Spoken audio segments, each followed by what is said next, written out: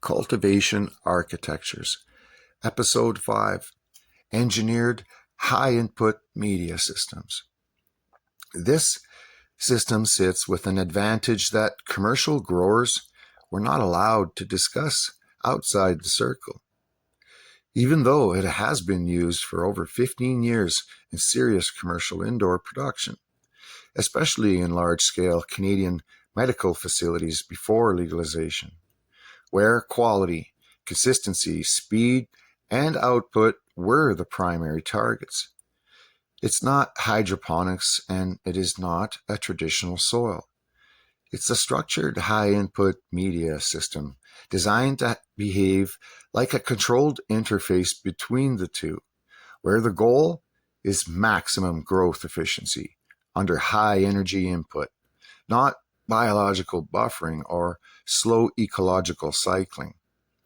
At the foundation, this system usually begins with a soilless base like ProMix HP, chosen for its predictable structure and moisture handling characteristics. That base is almost always combined with perlite, and the ratio between the two becomes one of the most important mechanical decisions in the entire system. Because higher perlite content increases oxygen diffusion, improves drainage speed, and reduces the risk of root zone saturation. Higher ProMix content increases water retention, stabilizes irrigation timing, and provides a more forgiving buffer between feed cycles. The system is literally tuned by this 50-50 ratio because it defines how long water and nutrients remain active in the root zone before moving through. Once that physical structure is established, many high-performance commercial setups introduce worm castings at a controlled level, often around 20 to 30%. This is not done to turn the system into a living soil environment. It is done to introduce a biological stabilizer inside an otherwise high control system. Worm castings had trace element diversity, microbial activity, and subtle buffering capacity that smooths out transitions between feeding cycles without slowing the responsiveness of the system. It's a reinforcement mix, not a driver of the system. What emerges from this combination is not a hybrid philosophy, but a layered engineering approach. Each component has a defined role. The ProMix HP provides structure, moisture, balance, and buffering capabilities. The perlite provides oxygen and airflow stability. The castings provide controlled biological moderation and even more buffering abilities. None of them dominate the system. They simply define how the root zone behaves under intense pressure. From there, nutrient delivery is pushed much higher than regular hydroponic intensity or traditional soil growing. These systems are typically rotated on strong feed and followed by water and enzymes in between feeding schedules for consistent irrigation cycles and, in many cases, a controlled drain-to-waste approach without the waste. The purpose of drain-to-waste in this context is not wasteful irrigation, but system refresh. It ensures that the root zone does not slowly drift into imbalance over time. Fresh solutions alternating with water and enzymes are constantly introduced, and older accumulation can be used up, or it slowly builds up and can be flushed out of the active zone. Over time, the medium itself becomes part of the system's chemistry. As repeated feeding and watering cycles continue, nutrients begin to accumulate within the structure of the media. This accumulation does not appear instantly. It builds up gradually and changes how water moves through the root zone, how nutrients exchange between cycles, and how the plant experiences availability between irrigations. At high input levels, this slow drift or buildup becomes one of the key factors that determines whether the system remains stable or begins to lose efficiency.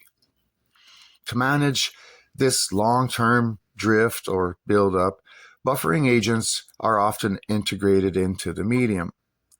Dolomite lime is one of the most common examples used in this type of system. In practical application, it is often added at roughly 1 tablespoon per gallon of medium as an insurance, and can be added as long-term stabilizer for calcium and magnesium balance, as well as a slow regulator of pH drift inside the root zone. The important part is that when there is buildup and the pH in the medium drops down below 5, by adding dolomite lime, it brings the pH back up to neutral, influencing the chemical stability of the medium. This is where pH becomes much more complex again than the simplified version most growers are taught.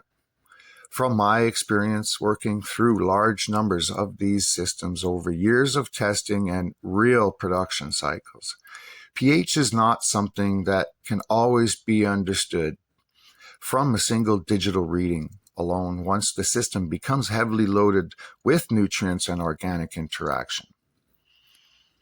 Digital meters measure a point in solution at a moment in time, but they don't always reflect how that solution is interacting inside the medium, where biological, chemical, and ionic exchanges are constantly occurring. In real-world practice, especially under heavy input conditions, there can be noticeable differences between what digital meters display and what the medium is actually expressing over time. That is not a theoretical claim. It is based on repeated observation across many years, cycles, and setups where plant response, medium behavior, and measured readings did not always align perfectly in real conditions. Because of that, many experienced growers have to rely on multiple forms of verification rather than a single instrument. Measurements are still used, but they are interpreted alongside how the medium behaves over time and how the plant responds to those conditions. The plant becomes the final reference point for whether the system is actually balanced or slowly drifting out of range. This system is also typically operated under high-performance environmental conditions.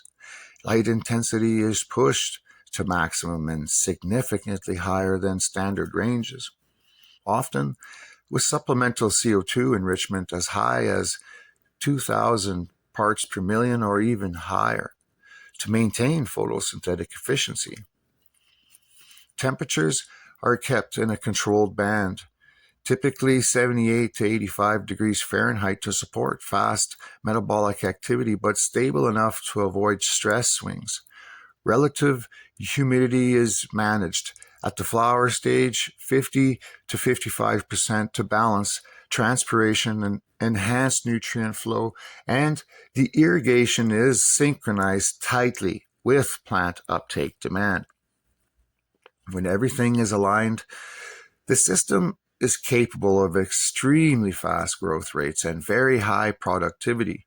This is the reason it is widely used in large-scale commercial environments. It is not slow and it is not passive. It is a high-output biological production system where inputs are continuously optimized to keep the plant operating at maximum metabolic efficiency. But the key characteristics of this entire architecture is not just performance, it is responsiveness. The system reacts quickly. That responsiveness is what allows high output, but it is also what makes it unforgiving when it is not properly managed. There is no deep biological buffer like living soil. There is no fully isolated nutrient reservoir like pure hydroponics. Instead, there is a structured medium that sits between the two, amplifying both efficiency and error, depending on how well it is controlled. When the system is stable, growth becomes extremely fast, consistent, and predictable under high input conditions, such as elevated CO2, strong lighting, and aggressive feeding programs. When it is unstable, the system shows it quickly through plant response because there is very little time between imbalance and expression. This is why experience matters so much in this style of cultivation. The system is not forgiving of misunderstanding, but it is extremely rewarding when the interactions between media, nutrients, environment, and plant response are properly aligned. In the broader framework of cultivation architectures, this is not a simplified version of soil or hydroponics. It is its own category entirely. A high input engineered root zone system designed for controlled overdrive, where performance is not derived from any single factor, but from the management of all interacting variables under sustained pressure. And when it is executed properly, it represents one of the most efficient production-oriented cultivation methods ever used in controlled indoor environments.